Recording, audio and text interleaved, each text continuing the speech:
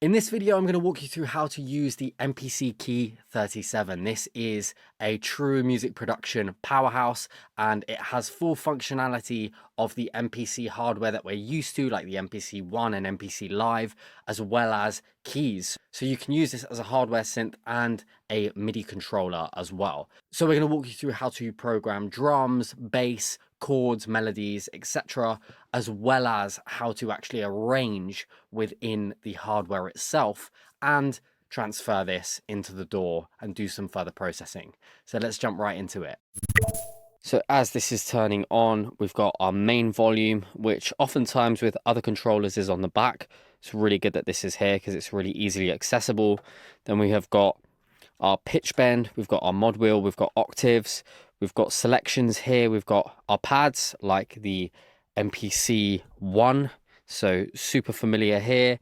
And then we have got some selection stuff here. We've got our cue links, we have got our selection wheel, then we've got a record, overdub, stop, play, start, and then some other functionality here that we will go through. Hey, just quickly, I wanted to let you know that we now have the mixing and mastering cheat sheet binder back in stock. We printed about 2,000 of these last year and they went really fast. But if you want to get your hands on a physical copy, you now can. And inside you'll find 32 different mixing and mastering cheat sheets that will help you kind of quote, cheat your way to better mixes. These aren't just paint by numbers instructions to boost this frequency or set your attack time to X. Instead, we cover core principles that will help you approach your mixes with intentionality. For example, the 3 ways to use a compressor. If you want to make mixing and mastering so easy it feels like cheating, you can scan the QR code on screen now, head to the link in the bio, or go to mastering.com/cheat, CHEAT. Okay, back to the video. So the first thing that you'll see here is our demo mode, and what we actually want to do is open an empty project. So this is showing us our instruments. So what I'm actually going to do is click on main, and for anyone who is familiar with the MPC workflow, this will look super familiar to you. So we have got our sequence, which like in a DAW could be a scene. Then we've got our track, which is like our tracks in a DAW. And then we have our plugin program, which is kind of like our plugins or VSTs that we use within our DAW itself. So first and foremost, I'm going to click on BPM. I'm going to go down to 90. And by default, this has created a sequence, 4 bars. We've got a 4-bar loop here. I'm clicking my metronome, count in, record. I'm going to click that. And then now I'm going to create a track. So we want a drum program. So I'm now going to click on sounds, factory expansions, MPC factory content. Added this F9 grid and hit kit, which is an 80s kit. Now, if you want to edit the instrument itself, you can edit globally. You can edit each sample, the envelopes, the LFO, any modulation, and effects as well. So we can get really granular, and this is very, very easy to use. It's a very easy to understand interface, and it's pretty intuitive, which is awesome. So let's go back to main, and we've got this selected. I'm going to call this drums so we can keep organized as we go ahead. And now I'm going to really nice samples right off the bat. And of course, if you're used to playing with keys rather than a pad, you can do that here. So I'm going to just play in the kick and snare pattern here. Now to do that, I'm going to press record, play, start.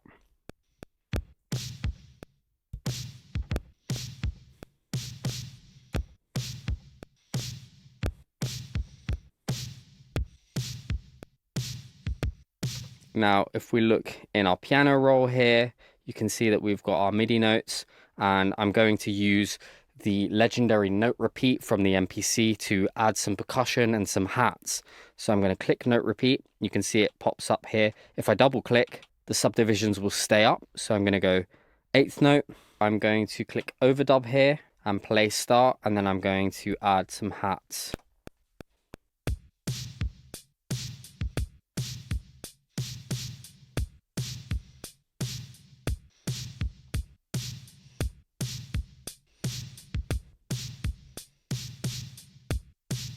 And now I'm going to click 16th notes, and I'm going to overdub some shakers here.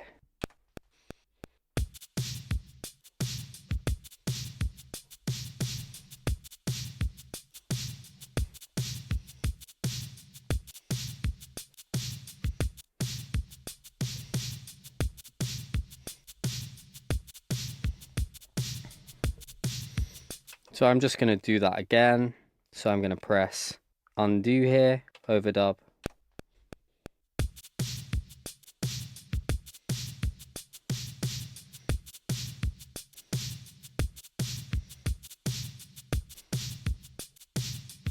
You can press stop now. So we've got some pretty nice drums here. Let's go to bank B, which is going to have some more sounds.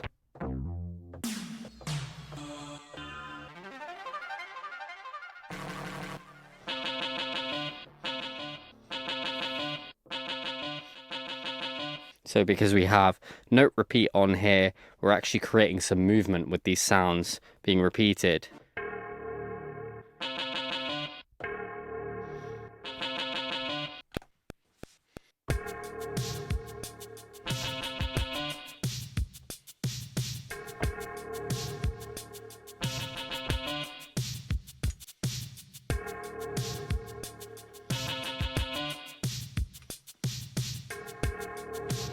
So we've got that played in. I actually took note repeat off here and I just played in the rhythm itself with a slightly different velocity to create a little bit more kind of a human feel.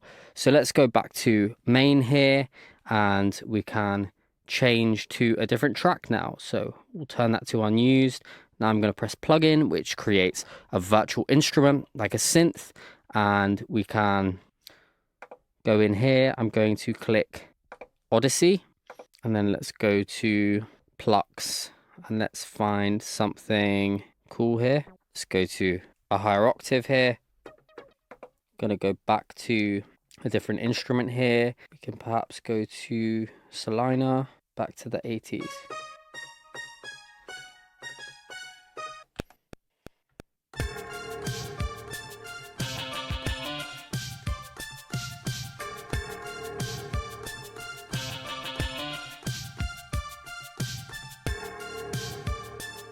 So we got a little bum note here. You can see that there. So we can just go ahead and delete that. Can zoom in, can zoom out here. And overall, I just want to bring the level of this down.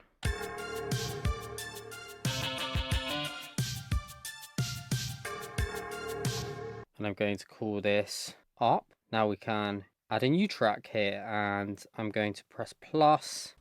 Going to go to Salina again. Let's go to classic. Let's go to ambient. And we can just play around with the drone.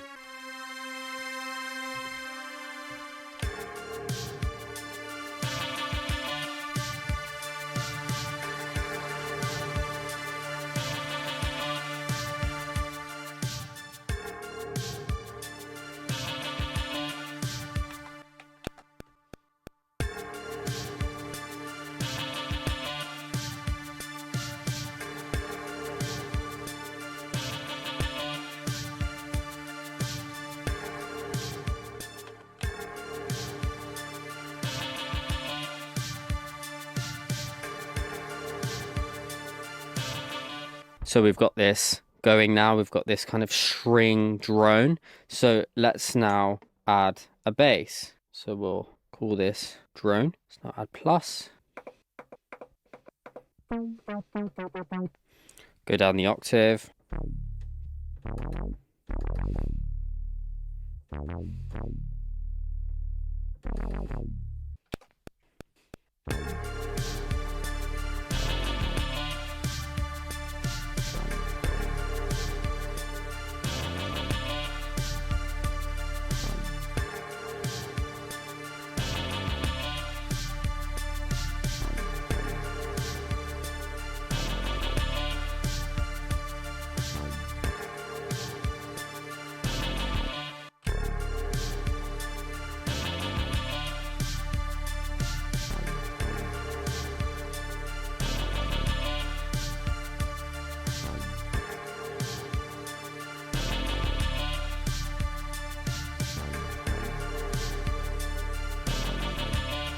So what I'm doing is applying quantization or time correction here after the fact. So I've just got it to a time division of 1/16 note, and the strength is at 81%. So it's not 100% snapping it to the grid. So there's still a little bit of that human imperfection here, but we've just tightened it up a little bit here.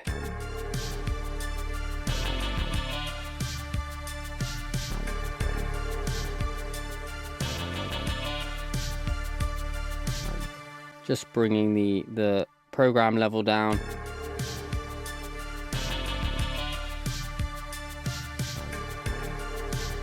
So I'm going to go back to our drone here. I'm going to bring the volume down in context.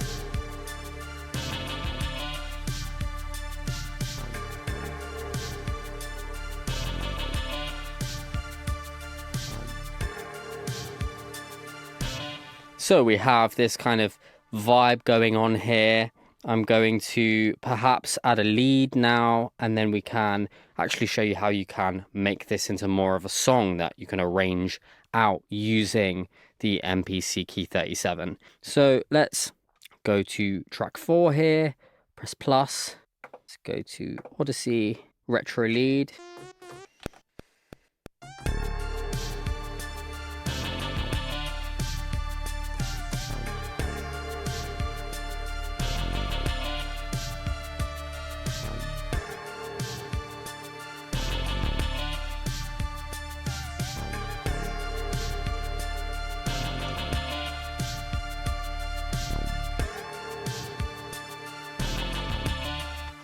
So we can label this lead synth.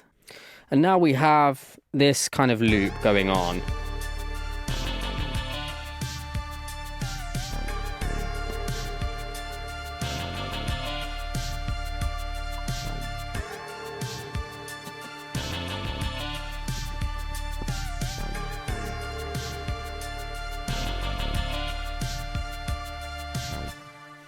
So what we can go ahead and do now is actually start to arrange this out. So if we go to sequence here, we press this icon, we can copy this sequence, and then I can call this sequence 2, or in fact I can say no drums. And then if we go to this sequence here and I press track mute, I can now play this and I can mute the drums.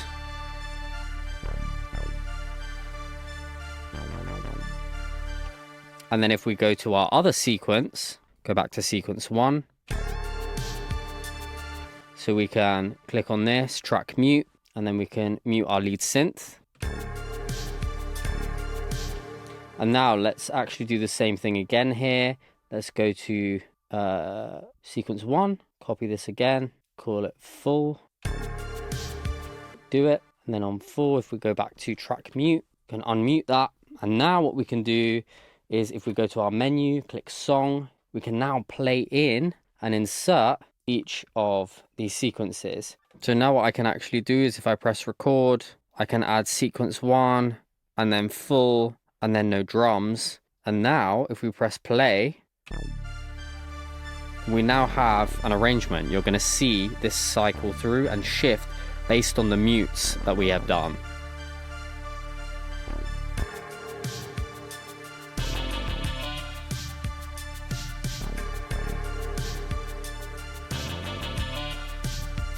And now our lead's coming in.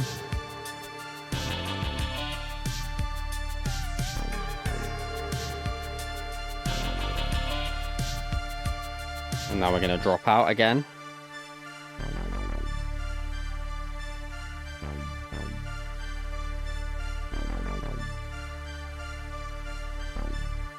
So quickly we can create an initial idea, we can start to arrange that idea, and we can create variations of this, and very quickly start to move our inspiration forward and flesh out an entire song, which is super important, particularly when you want to stay in that creative flow, to be able to just do this stuff really quickly and intuitively, which this allows you to do. So let's talk about saving this. I've just clicked menu here, and then I can click save. I can save our project, and I can either do this as internal or I can save it to an SD if I have that plugged in. I don't have that plugged in, so right now I'm going to just create a new folder, MPC beats. I can call this 80s vibe 1, press save, and there you have it. It's going to save that.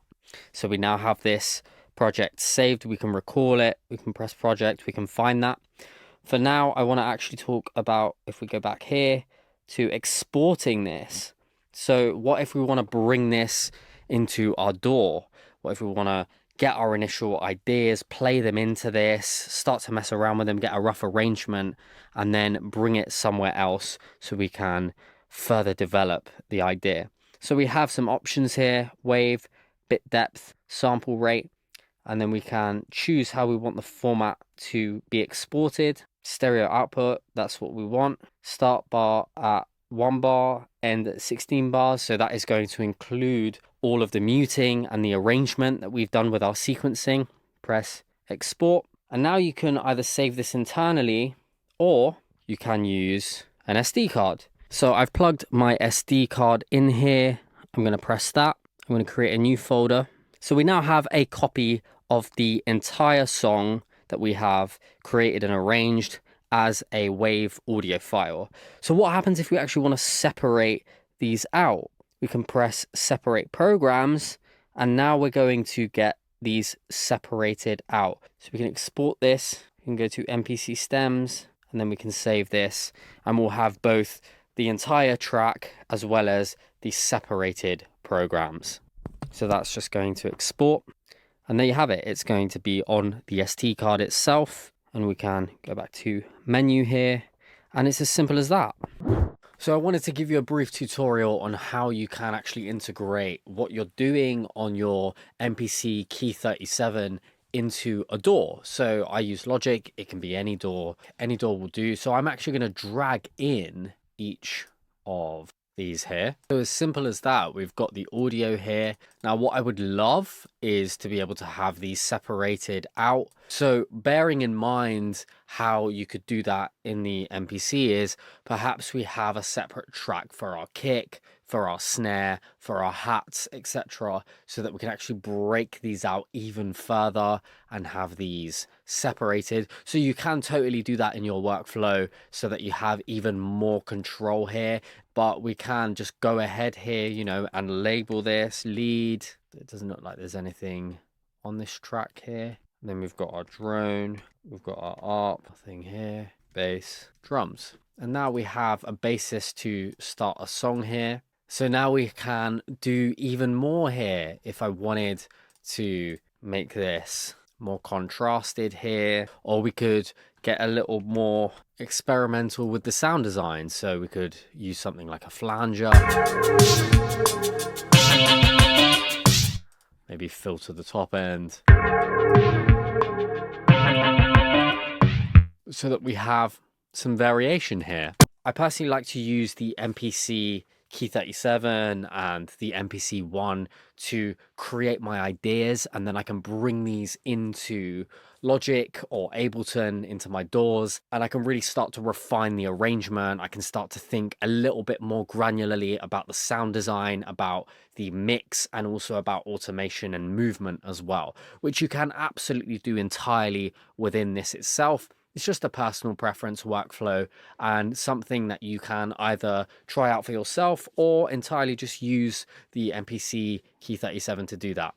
That's it for this video. Let us know what your key takeaways were in the comments, and we'll see you on the next one.